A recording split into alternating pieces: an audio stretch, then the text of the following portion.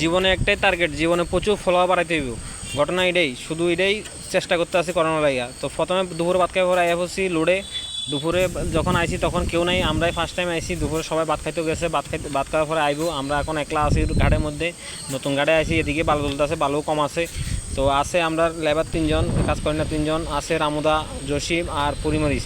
তারা কইতেছি লোড কর। দুপুরে ভাত খাওয়ার পরে একটু মানে রেস্ট করতে পারছে না, তার কারণে একটু আস্তে আস্তে কাজ করতে আছে, মানে একটু পরিশ্রম হইতে আছে, এটাই আর কিছু করার নেই। এরপর যাই হোক লুট করতে আছে এদিক দিয়ে। আমি কিন্তু দুপুরে অনেক ভাত খাইছি না, তারা সবাই খাই লাইছে, কারণ আমি বাড়ি থেকে ভাত এখন আইসে না। এরপর লুট করে আই বুঝছি ত্রিপুরা বাজার মেইন রোডের সাথে একদম রাস্তার পাশেই আনলোড হইব।